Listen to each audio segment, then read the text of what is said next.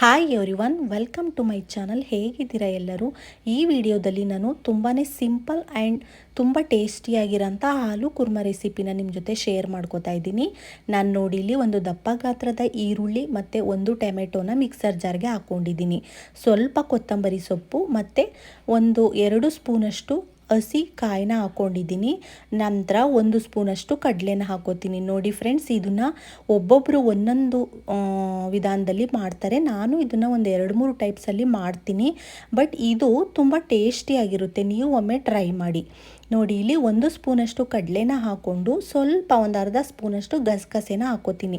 ನಂತರ ನಾನಿಲ್ಲಿ ಈ ಕೂರ್ಮಕ್ಕೆ ಮನೆಯಲ್ಲೇ ಮಾಡಿರೋಂಥ ಮಟನ್ ಸಾಂಬಾರ್ ಪೌಡರ್ನೇ ಯೂಸ್ ಮಾಡ್ತಾಯಿದ್ದೀನಿ. ಈ ಮಟನ್ ಸಾಂಬಾರ್ ಪೌಡರ್ ಹಾಕಿ ನೀವು ಕೂರ್ಮನ ಮಾಡೋದ್ರಿಂದ ಇದ್ರ ಟೇಸ್ಟೇ ಒಂಥರ ತುಂಬ ಚೆನ್ನಾಗಿ ಬರುತ್ತೆ. ನೀವು ಒಮ್ಮೆ ಟ್ರೈ ಮಾಡಲೇಬೇಕು. ನೋಡಿ, ಮಟನ್ ಸಾಂಬಾರ್ ಪೌಡರ್ನ ಹಾಕ್ಕೊಂಡ ನಂತರ 1 ಸ್ಪೂನಷ್ಟು ಅರಿಶಿಣದ ಪೌಡರ್ನ ಹಾಕೋತೀನಿ. ನಂತರ ಫ್ಲೇವರಿಗೋಸ್ಕರ 1 ಏಲಕ್ಕಿನ ಹಾಕೋತೀನಿ.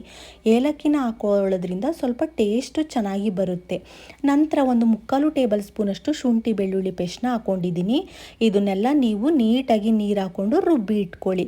ನೋಡಿ, ಇವಾಗ ಇದನ್ನು ಮಾಡೋ ವಿಧಾನ ನೋಡೋಣ ಬನ್ನಿ.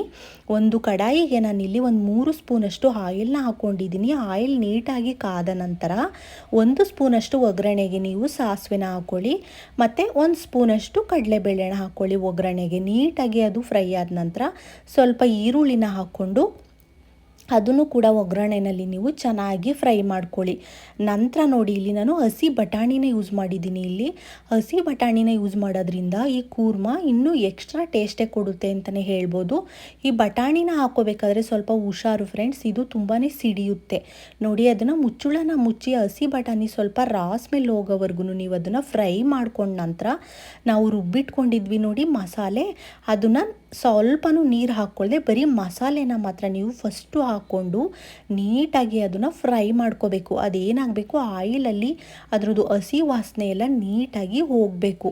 ಆ ಥರ ನೀವು ಮಿಕ್ಸ್ ಮಾಡ್ಕೋಬೇಕು. ಮುಂಚೆನೇ ನೀರು ಸೇರಿಸ್ಕೊಳ್ಳೋಕ್ಕೆ ಹೋಗಬೇಡಿ. ನೋಡಿ, ಈ ಥರ ಎಲ್ಲನೂ ಮಿಕ್ಸ್ ಮಾಡಿ ಅಲ್ಲಿಗೆ ನೀವು ರುಚಿಗೆ ತಕ್ಕಷ್ಟು ಉಪ್ಪನ್ನ ಹಾಕಿ ನೀವು ಲಿಡ್ನ ಕ್ಲೋಸ್ ಮಾಡಿ 1-2 ನಿಮಿಷ ಅದನ್ನು ಕುದಿಯೋದಕ್ಕೆ ಬಿಡಿ. ಆವಾಗ ಅದರಲ್ಲಿರೋ ಆಯಿಲ್ ಅಂಶ ಎಲ್ಲ ಬಿಟ್ಕೊಂಡು ನೀಟಾಗಿ ಮಸಾಲೆ ಬೆಂದಿರುತ್ತೆ. ನಂತರ ಮಿಕ್ಸರ್ ಜಾರ್ಗೆ ನೀವು ಸ್ವಲ್ಪ ನೀರನ್ನ ಹಾಕ್ಕೊಂಡು ಅದರಲ್ಲಿರೋ ಮಸಾಲೆನೆಲ್ಲ ಚೆನ್ನಾಗಿ ತೊಳ್ಕೊಂಡು ನಿಮಗೆ ಯಾವ ಕನ್ಸಿಸ್ಟೆನ್ಸಿಗೆ ಬೇಕೋ ಅದನ್ನು ಸೆಟ್ ಮಾಡ್ಕೊಳ್ಳಿ. ನೀವು ಸ್ವಲ್ಪ ತೆಳುವಾಗಿ ಬೇಕಿದ್ರೂ ಮಾಡ್ಕೋಬೋದು. ನಾನಿಲ್ಲಿ ಸ್ವಲ್ಪ ಗಟ್ಟಿಯಾಗಿ ಮಾಡ್ಕೋತಾ ಇದ್ದೀನಿ.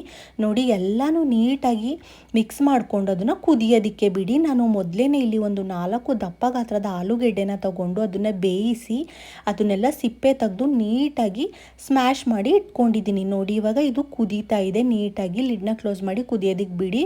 ನೋಡಿ, ಇವಾಗ ಚೆನ್ನಾಗಿ ಕುದ್ದಿದೆ. ಅದು ಎಲ್ಲ ಆಯಿಲೆಲ್ಲ ಬಿಟ್ಕೊಂಡಿದೆ.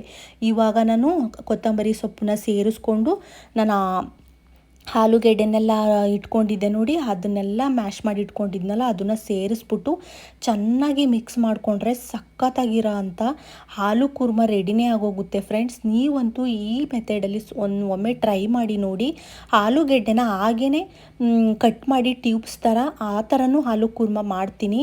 ಬಟ್ ಈ ಥರ ನೀಟಾಗಿ ಬೇಯಿಸ್ಕೊಂಡು ಸ್ಮ್ಯಾಶ್ ಮಾಡಿ ಹಾಕೋದ್ರಿಂದ ಕೂರ್ಮ ಎಕ್ಸ್ಟ್ರಾನೇ ಟೇಸ್ಟ್ ಬರುತ್ತೆ. ನೋಡಿ, ಇವಾಗ ಆಲೂಗೆಡ್ಡೆನೆಲ್ಲ ಹಾಕ್ಕೊಂಡಿದ್ದೀನಿ ನಾನು. ಅದನ್ನೆಲ್ಲ ಮಿಕ್ಸ್ ಮಾಡಿಬಿಟ್ಟು ನೀವು ಈ ಟೈಮಲ್ಲಿ ಉಪ್ಪೇನಾದರೂ ಕಡಿಮೆ ಆಗಿದ್ದರೆ ಸೇರಿಸ್ಕೊಂಡು ಲಿಡ್ನ ಕ್ಲೋಸ್ ಮಾಡಿಬಿಟ್ಟು 1-2 ನಿಮಿಷ ಅದನ್ನು ಕುದಿಯೋದಕ್ಕೆ ಬಿಟ್ಬಿಡಿ.